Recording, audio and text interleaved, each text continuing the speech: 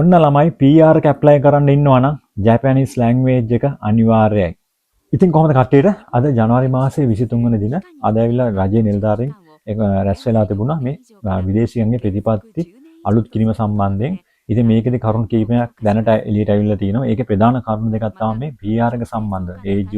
ඒජුෂා සහ මේ කිකසින්සේක passport Japanese citizen එක ලබා ගැනීම සම්බන්ධයෙන්. ඉතින් මේකෙදි PR එක කට්ටියට මේගොල්ලන් දාන යන නීති තමයි මේ ජැපනීස් ලැන්ග්වේජ් එක අනිවාර්ය කරන්න යනවා.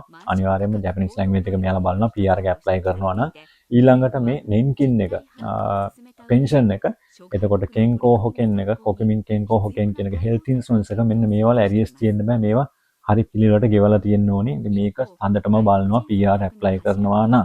ඊළඟ කාරණේ තමයි මේ එයාලගේ වයලන්ස් තියෙනවද කියලා චෙක් කරනවා. ඒ කියන්නේ නීති විරෝධී වැඩ කරලා තියෙනවා නම් අන්න එතකොටත් PR එක ඇප්ලයි කරන්න බැරි වෙනවා මේ චෙක් වුණොත්.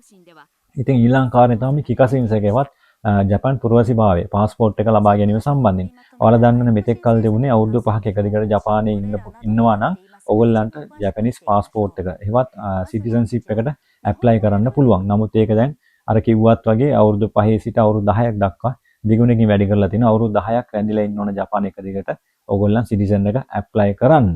ඉතින් ඊළඟ කාරණේ තමයි මේ ජපානය ඇතුලේ නීති විරෝධී වැඩ කරන කට්ටිය සම්බන්ධයෙන් ලිස්ට් එකක් හදලා මේගොල්ලන්ව රිපෝට් කරන්න මේගොල්ලන් ප්ලෑන් කරලා තියෙනවා. ඉතින් ඒ කියන්නේ ඕවර්ස්ටේ ඉන්න කට්ටිය බරපතල නීති විරෝධී වැඩ කරන කට්ටිය සම්බන්ධයෙන් කිසිම සමාවක් දෙන්නේ නැතුව ඉස්සරහට හැමෝම රිපෝට් කරන කතාවක් තමයි මේකේ සඳහන් වෙන්නේ.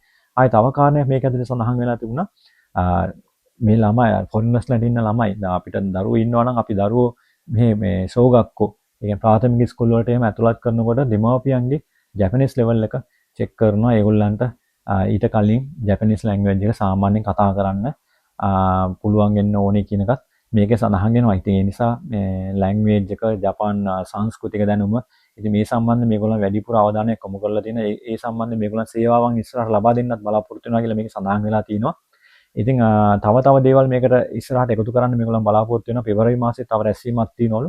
ඉතින් එතනින් තව දේවල් ඇඩ් වෙන්න පුළුවන්. ඉතින් බලමු මේ සම්බන්ධව මම පැහැදිලි විස්තරයක් වීඩියෝ එකක් ඉස්සරහට දාන්න. එහෙනම් හැමෝටම ජය වේවා.